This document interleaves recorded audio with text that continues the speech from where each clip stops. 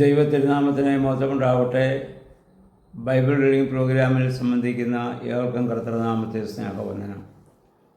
2 ശമൂവേൽ 20-ാം അധ്യായം നമ്മൾ വായിക്കുന്നു.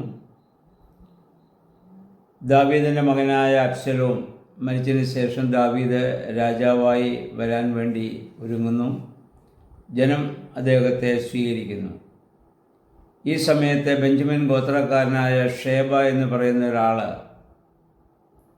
ദാവീദിന് എതിരായി ജനത്തെ ഇളക്കുന്ന ഒരു കാര്യമാണ് നമ്മളിവിടെ വായിക്കുന്നത്. അദ്ദേഹം പറയുന്നു, ദാവീദിനെ ഞാൻ രാജാവായി സ്വീകരിക്കുകയില്ല എന്ന് പറഞ്ഞ അദ്ദേഹം ജനത്തെ ഒക്കെ വശീകരിക്കുകയും അപ്പോൾ അവിടെ ഉണ്ടായിരുന്ന ജനങ്ങളിൽ കൂടുതൽ പേരും അദ്ദേഹത്തോട് ചേരുകയും ചെയ്തു. എന്നാൽ നേരത്തെ ദാവീദിനെ സപ്പോർട്ട് ചെയ്യുന്ന യഹൂദിയായുള്ള ജനം ദാവീദിനെ തന്നെ അവർ അംഗീകരിച്ച് അവർ സ്വീകരിക്കുകയാണ്. അബ്ശലോമിൻ്റെ കീഴിലുണ്ടായിരുന്ന ആളുകൾ വീണ്ടും ഈ ഷേബയുടെ വാക്ക് കേട്ട് ദാവീദിനെ അംഗീകരിക്കാത്തൊരു സാഹചര്യത്തിലേക്ക് വരികയാണ്.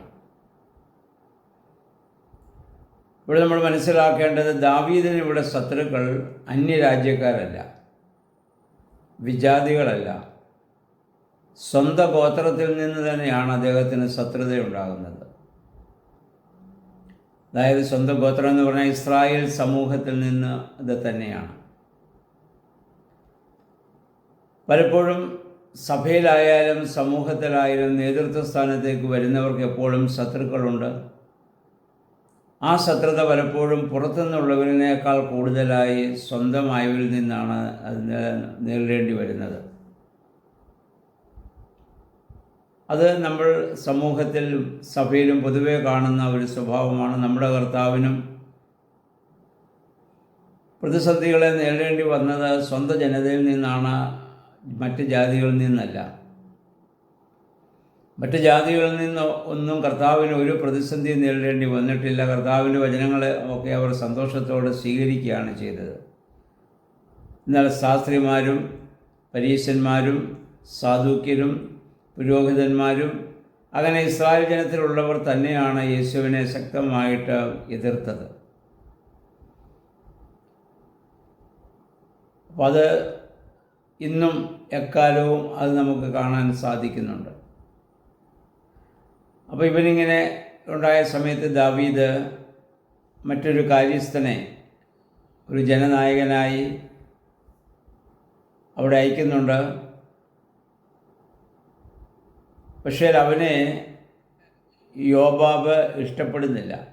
അമസ്സ എന്ന് പറയുന്ന ഒരുവനെ, അവനെ നമുക്കറിയാം, യോബാബ് ഇത് ചുംബിക്കാനെന്നും പറഞ്ഞ് അടുത്ത് ചെന്നിട്ട് അവനെ കുത്തിക്കൊല്ലുന്ന ഒരു സാഹചര്യം. സൈന്യാധിപൻ കർത്താവിനെയും കൂടെ നടന്ന ശിഷ്യനാണ് ചുംബനം കൊണ്ട് ഒറ്റിക്കൊടുത്തതെന്ന് നമുക്കറിയാം.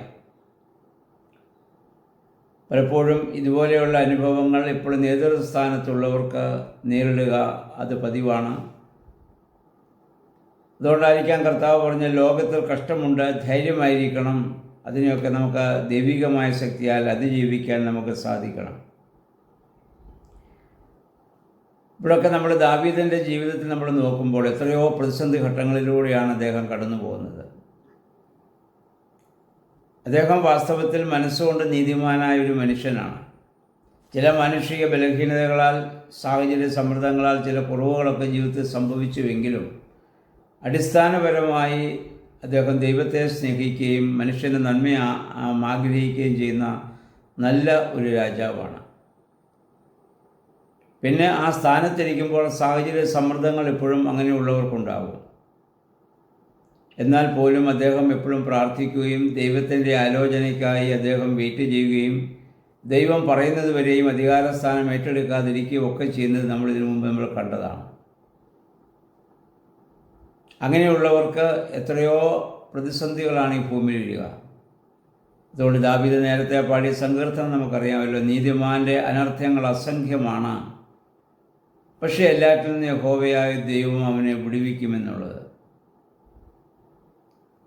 നമ്മളും ഈ ഭൂമിയിൽ ജീവിക്കുമ്പോൾ, കർത്താവിന് വേണ്ടി ജീവിക്കാൻ നമ്മൾ ഒരുങ്ങുമ്പോൾ, അതിനെതിരായി ശത്രുവിൻ്റെ വലിയ പ്രതിസന്ധി ഘട്ടങ്ങൾ നമ്മുടെ ജീവിതത്തിലുണ്ടാകാം. പൈശാചികമായ പ്രലോഭനങ്ങൾ, മറ്റുള്ളവരിൽ നിന്നുള്ളതായ പ്രകോപനങ്ങളെ ഒക്കെ നേരിടേണ്ടി വരുമ്പോൾ ദാവീദിനെ നമ്മൾ ഓർക്കുക. അദ്ദേഹം അതൊക്കെ പ്രാർത്ഥനയോടെ അതിജീവിച്ചതുപോലെ ദൈവമേ അതിജീവിക്കുവാൻ നമുക്ക് ഇടയാകണമേ നമുക്ക് പ്രാർത്ഥിക്കാം.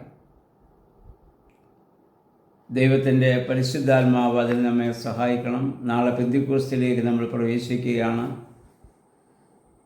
സ്ത്രീഹന്മാരുടെ മേൽ ഇറങ്ങി ആവശ്യിച്ച് അവരെ ശക്തീകരിച്ചവനായ പരിശുദ്ധാത്മാവിൽ നമ്മളിന്ന് ജീവിക്കുന്നവരാണ്. എന്നാൽ നമ്മുടെ കുറവുകൾ മുഖാന്തരം പരിശുദ്ധാത്മാവിന് നമ്മിൽ പ്രവർത്തിക്കാൻ സാധിക്കാത്തൊരു സാഹചര്യം. ഇപ്പം നമ്മൾ കുറച്ച് സമയം നമ്മൾ നിലത്തിരിക്കുകയാണെങ്കിൽ കാലും അടങ്ങിയിരിക്കുന്നതിനാൽ കാലും മരവിച്ചു പോകുന്നു. കാരണം ആ ബ്ലഡ് സർക്കുലേഷൻ നമ്മുടെ ശരീരത്തിൽ ആ ഭാഗത്ത് നടക്കുന്നില്ല എന്നുള്ളതാണ് നമുക്കറിയാം. എന്നാൽ നമ്മൾ ആ കാലൊന്ന് വലിച്ചു കുടഞ്ഞു കഴിഞ്ഞാൽ വീണ്ടും അത് പ്രവർത്തനക്ഷമതയിലേക്ക് വരുന്നത് കാണാം. ഇതുപോലെ പരിശുദ്ധാത്മാവിനെ നമ്മൾ പ്രാപിച്ചവരാണെങ്കിലും നമ്മുടെ പാപചിന്തകളും പ്രവൃത്തികളും മുഖാന്തരം പരിശുദ്ധാത്മാവ് നിർജീവമായൊരവസ്ഥയിലായിരിക്കുന്നു. അതിനെ സജീവമായൊരവസ്ഥയിലേക്ക് വീണ്ടും പ്രവർത്തന തലത്തിലേക്ക് കൊണ്ടുവരുവാൻ തക്കവണ്ണം നമുക്ക് പെന്തക്കോസ്തിയുടെ പ്രാർത്ഥനകളും ശുശ്രൂഷകളൊക്കെ നമ്മെ സഹായിക്കണം.